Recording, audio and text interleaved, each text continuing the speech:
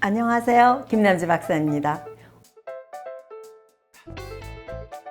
오늘은 건강에 대해서 무엇이 궁금해서 오셨을까요? 박사님, 제가 요즘에 여드름이 많이 났는데 혹시 이쪽으로도 상담이 가능하실까요? 가능합니다. 여드름이 생기는 원인이 크게 세 가지로 나누어집니다. 청소년기의 여드름, 성년기 여드름, 호르몬 분비 대사가 원활하지 않아서 오는 호르몬 대사성 여드름, 이렇게 크게 세 가지로 나누어서 생각할 수가 있습니다.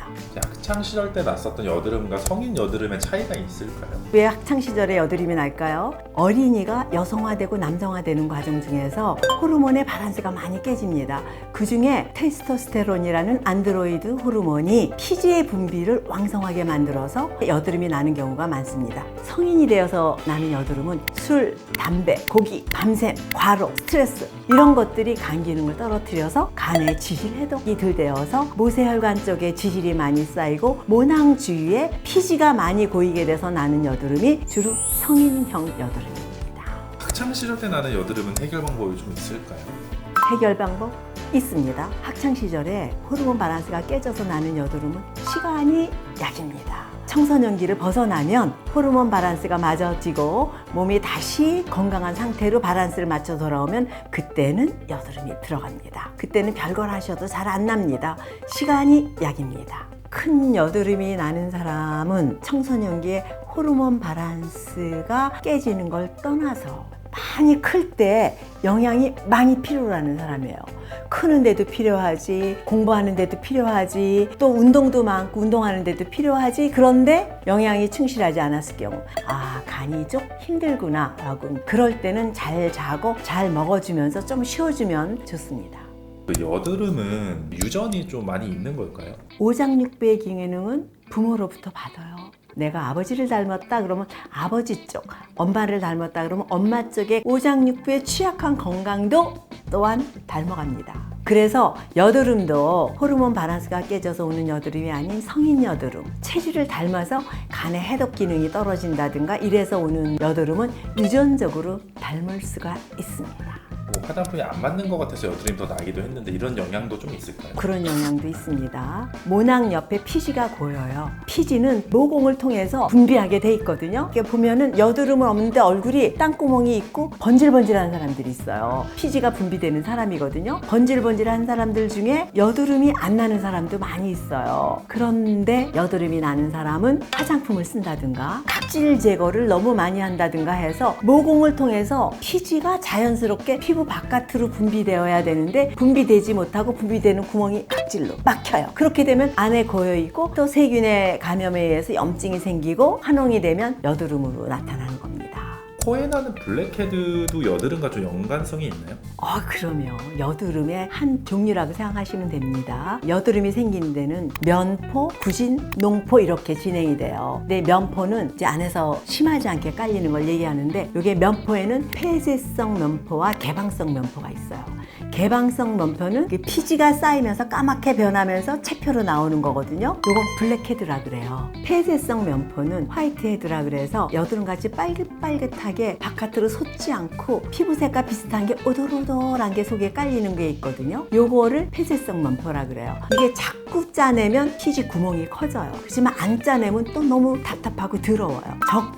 적당히 짜내고 짜내는 쪽보다는 세안을 잘해서 잘 닦아내는 게 좋겠죠.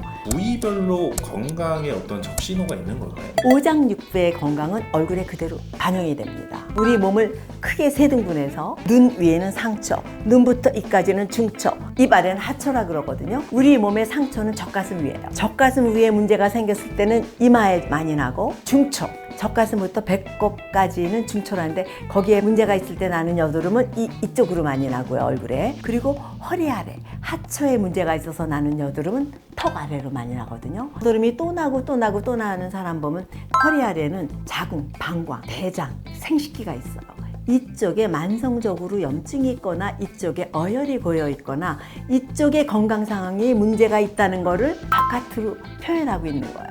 오랫동안 안 없어지는 거는 심장, 방광, 소장, 대장, 생식기까지 이쪽을 살펴줘야 됩니다. 몸에 좀 열이 많은 사람이 상대적으로 여드름이 많을까요? 열은 안에서부터 위로 뜨게 돼 있거든요. 열이 올라오면서 피지를 흥분시켜요. 그래서 열은 불화자가 2개 있으면 염이거든요. 열은 화예요. 화가 2개가 있으면 염증이 되듯이 열이 올라오면서 얌전하게 있는 피지를 곪게 만들어요. 그래서 열이 있는 사람은 열을 식혀줄 수 있는 시원한 음식들을 많이 먹는 게 좋은데, 시원한 음식들은 이번에 뭐 수박이라든가 도마도라든가 사과라든가 이런 게 참 좋은 역할을 합니다. 여드름의 가장 안 좋은 습관이라고 하면 어떤 게 있을까요? 지글지글 기름이 마블링이 많이 먹는 고기와 술을 많이 먹는 사람, 치맥을 많이 먹는 사람, 자기 전에 세안을 제대로 안 하고 잠자는 사람, 그리고 스트레스를 많이 받는 사람. 스트레스를 많이 받는다는 건 뇌에서 혈액 소모가 많아요. 그러니까 간의 저장량이 줄어들 수밖에 없고 혈액이 간에서 해독 능력이 떨어질 수밖에 없어요. 그리고 화를 버럭버럭 잘 내는 사람. 화를 버럭버럭 잘 내면 간에 부담이 오고, 또 간에 열이 동하면 또 화를 잘 내게 돼요. 그러니까 내가 마음을 가라앉혀 마인드 컨트롤하는 것도 또한 왕여드름을 덜나게 하는 방법이기도 합니다. 청소년 여드름은 호르몬 밸런스가 깨지니까 곪거나 이렇게 크게 나지 않는 여드름은 좀 시간이 가면 나니까 기다리면 되고, 그 대신 열중쇼하고 손 놓고 기다리면 안 되고 세안은 잘해야 되겠죠. 그리고 여드름이 나지 않는데 좋은 음식들이 있어요. 사과, 당근, 고등어, 아보카도 이런 것들을 많이 복용해 주는 게 좋겠죠. 그리고 화나는 일 있어도 화도 덜 내고 마인드 컨트롤도 중요합니다. 이러면서 세월이 가면 한 2, 3년 지나면 여드름은 안 납니다. 성인 여드름은 간 기능이 좋아져야 되겠죠. 성인 여드름은요, 물론 성인이 되면은 술도 먹기 시작하고 고기도 먹고 그래요. 술 먹을 때 그럼 안주를 녹황색 야채로 하면은 간에 부담이 덜 가겠죠. 그리고 술 중에는 포도주는 뭐 야채를 많이 먹고 이 발효되는 치즈도 많이 먹잖아요. 그리고 정말 좋은 술, 우리나라 막걸리 안주 뭐가 있을까요? 두부를 신김치에다 싸서 먹어요. 술을 안 먹을 수는 없는데 먹을 땐 그렇게 좀 간을 피곤하게 하는 걸 피해가면서 먹는 것도 좋지 않겠습니까? 그리고 세안도 잘해야 되겠고요. 스트레스에 시달렸다, 며칠 잠을 못 잤다, 그럴 때는 머리를 비워두고 휴식하는 것도 굉장히 중요합니다.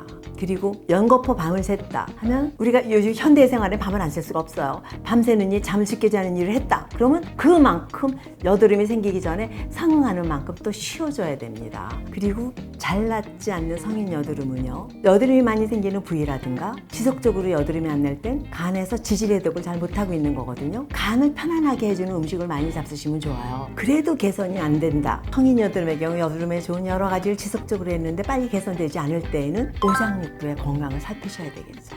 간 안 오면 신장 쪽이 약하지 않을까 생각이 됩니다. 간을 체크해 본다든가 간에 이상이 없다 하더라도 미병 상태라도 간이 지치고 있으니까 간이 지치지 않게 하는 거는 일반인들도 너무너무 잘 알고 계세요.